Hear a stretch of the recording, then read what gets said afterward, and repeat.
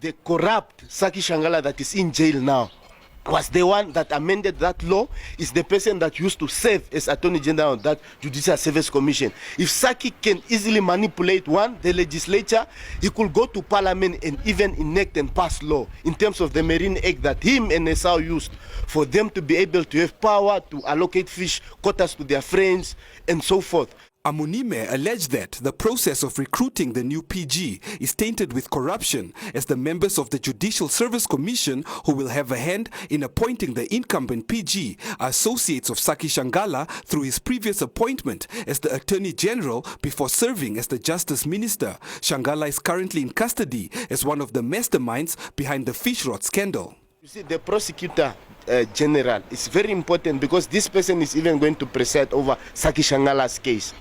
Sacky Shanghala, when he was serving on the Judicial Service Commission, he was Attorney General. So Sacky Shanghala and the colleagues and his associate are still in charge of the Judicial Service Commission. Sacky Shanghala is behind bars now.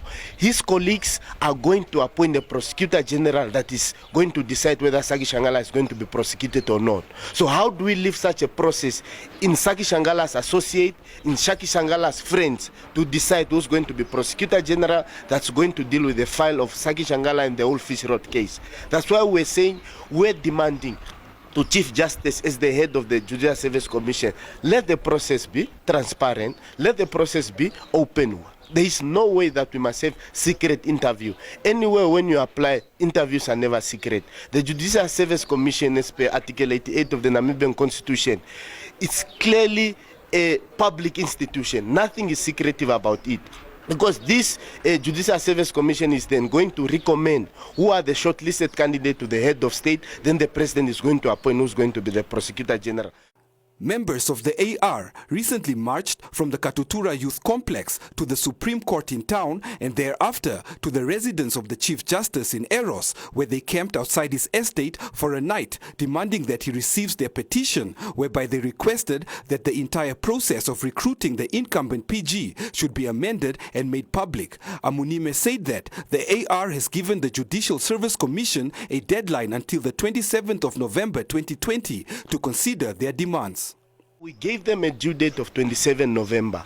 We are telling them that our demands are very clear. That whole process of the recruitment of the PG must start over.